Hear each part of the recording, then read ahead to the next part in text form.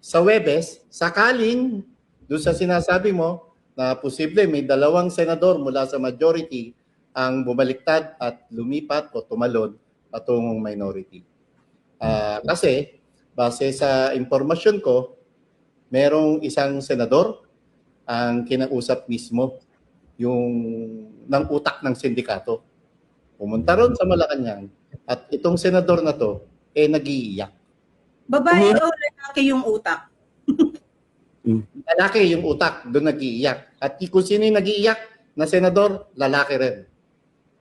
So umiyak yung senador, ha? Umiyak, nag-iiyak, pinatawag, nag-iiyak kasi itong humahagulhol na senador sa loob ng palasyo ng Malacanang ay may nakabinbinding kaso at may nakaabang ding arrest warrant laban sa kanya maliban kay Senador Jinggoy Estrada. Pero itong si Senator Jinggoy, di ba tinawagan din ng isang babaeng utak? Yes. Base sa impormasyon ko, Pam, maaaring itanggi ito ni Senator Jinggoy Estrada at syempre pwede rin itanggi ng Malacanang. Ito lang naman yung mga naririnig natin sa paligid. Na di umano, tumawag mismo kay Jinggoy Estrada ang Lisa Araneta Marcos at sinabihan na tumawid ka na, hindi ka kakasuhan at walang ilalabas na warrant of arrest sa'yo. Ang sinabi ni Jinggoy, non-negotiable yung kay BP Sara, hindi siya pwedeng bumoto para ma-impeach ng tuluyan si BP Sara. Pero kung tatawid siya, dapat walang kaso.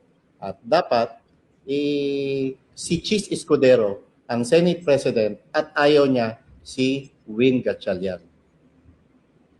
Oh. Ito yung ayaw pala ni Mamsi, si Win? Hindi, gusto ni Ma'am si Win. Ang ayaw ni Jinggoy, si Win Gatchalian.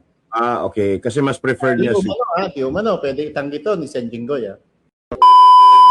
Napansin nyo ba yung magkapatid na Tulfo, yung Erwin at Raffy Tulfo? Panay-panay ang pa-interview sa media.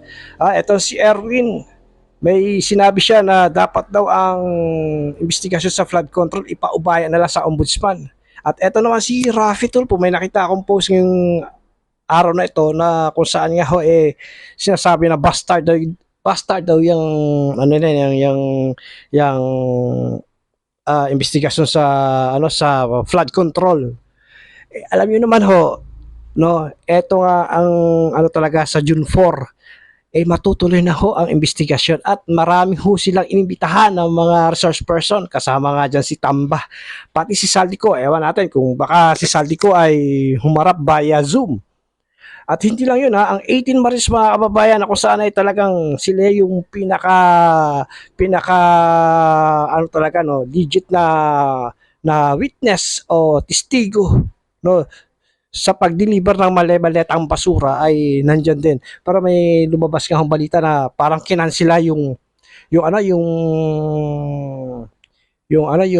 invitasyon sa 18 Maris pero hindi daw totoo yun. Actually, parang kakaibahan at bay. Ngayon, tingin ko kinakabahan sila. Bakit? Kasi siguradong masisiwalat ang pangalan ng mga sangkot dyan sa na yan. Alam nyo naman ito si Raffy Tulfo na pabalita nga na meron din siyang sabit dyan sa flood control. Ito si Erwin, meron din yata siyang parang di umano nakatanggap din ng hindi ko alam kung maleta, basta bahala na kayo. Pati yung anak ni Raffy Tulfo, yung pangalan nun Tulfo, mukhang mukhang sabit din mga kababayan. Hindi tayo sigurado dyan, malalaman natin yan sa June 4, bukas po yun mga kababayan. Ngayon, eto si Raffy Tulfo sinasabi niya ito si SP Alan daw ay duwag, hindi raw humaharap sa session nila. Actually, ang majority ay hindi dumadalo sa session. Kasi matalino sila. Nakatunog sila alam niyo naman na kulang na ang majority ngayon. 11 na lang para na sila pantay na sila ng minority dahil nga ito si Senator Jinggoy Estrada ay naaresto o kusang sumuko, actually kusang sumuko, hindi naaresto, kusang sumuko at nakakulong ngayon, no? So tabla na ho ang labanan, 11 minority tsaka majority. Pero meron pa raw silang hinihilot na isa na namang senador. Parang hindi lang isa yata, dalawa senador para lumipat sa kanila kasi tinatakot daw mga kababayan, ha.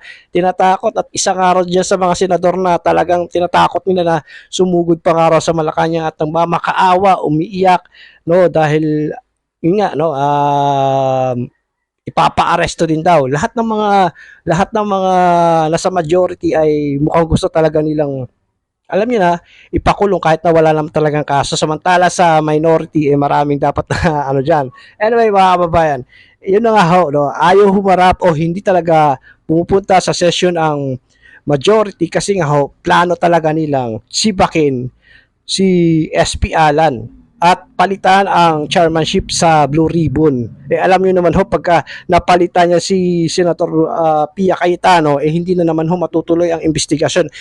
Kagaya nga ho nang nangyari noong kay Pinky Lacson, Ping Lacson, sorry, kay Ping Lacson na wala hong nangyari, no? Puro pagtatakip lang ang ginagawa. Ngayon, no, ito yung strategy na ginawa ng majority para bukas talaga matuloy, hindi sila muna dumadalo sa session nila. No, bukas ang talaga nako, ito sa tingin ko magkakagulo rin diyan sa Senado bukas, mga kababayan. Baka harangin na naman nila 'yan. Alam niyo naman, gagawin talaga nila lahat eh. Yung ginawa nila kay Bato, nakipagkutsabahan sa NBI, no, para hindi makaboto. Kaso hindi sila tagumpay. Lahat yan gagawin niya talaga para hindi talaga malantad. Hindi malantad ang katotohanan. Dahil yung 18 Braves Marine na yun na sinasabi nga sa balita na hindi raw o kansilado raw ang pag-imbita, hindi daw totoo yun, mga kababayan. No? Totoo daw ano daw yun. Sisipot daw yun. Yun nga lang din ho ang hinihintay ng 18 Marines na talagang humarap sila dyan sa Senado at patunayan talaga nila yung mga nakita nila, yung mga nadiliberan nilang mga politiko ng maletang basura. At ano pa, ayun, si Banat Bay, may mga pasabog nga rin siya sa kanyang video. Kaya ito, panoorin natin, mga kababayan. At ito nga pala, tungkol dun sa isang senador na humahagulgul daw, nagmamakaawa daw. Pero eto, matindi, mga kababayan, nagmamakaawa daw kay Ma'am Shi. Si Ma'am Shi daw ang naglulumuhod ba raw yung senador na yun, mga kababayan. Nasabi naman ni dito sa third floor studio, no, si Sir Marlon, yun nga, ayon sa kanyang source, isang senador daw ang pumunta sa Malacanang para magmakaawa, humahagulgul daw sa iyak, at parte daw yan ng majority, yung isang senador na yan. Gagawin talaga nila lahat, mga kababayan, para mapabagsak nila ang majority at maagaw muli nila ang majority. Makuha uli ng mga senador ni BBM yung majority. Gagawin talaga nila lahat. Ngayon, eto ho, panoorin natin si Banat Bay sa kanyang expose. Sa kanyang pasabog, mga kababayan. Tara. Pero bago nga pala ako magpatuloy, mga kababayan, ako'y humihingi ng suporta sa inyo. Na sana ho, suportahan nyo rin ho ito aking YouTube channel, Balita ni Kuya Rals TV. Paki-like po ng video ito, subscribe na rin po kayo, at paki-share na rin, mga kababayan. Tuloy na natin tong video ni Banat Bay. Kaya maganda i-cheer natin ang hindi nila pag-attend sa plenaryo. Bakit? Para matuloy yung June 4. And that's the purpose of the brave 13 senators, para matuloy yung June 4 na hearing. Kasi daw talaga yung June 4 hearing. Abangan natin yan. Nakakatuwa eh. Bakit? Gigil na gigil sila eh. Kaya nga ito, di ba? Simpleng-simple. Yung sinabi ni Jinggoy, ilang beses ko na rin sinabi sa inyo yan. Actually, bago pa niya sinabi yan, kinuwento ko na sa inyo. Bakit? Kasi nga may alam tayo eh. Talagang may tinatakot sila. Meron silang tinatakot. At kaya may papangalanan ako na traidor. Mamaya. Napangalanan ko sa inyo. Tinatakot talaga nila si Jinggoy noon pa. Si Jinggoy, si Villanueva at si Escudero. At hindi si Margoleta, hindi naman yung kayang takutin eh. Bakit? Kasi alam naman nila hindi magbabago yung tao eh. Na lumipat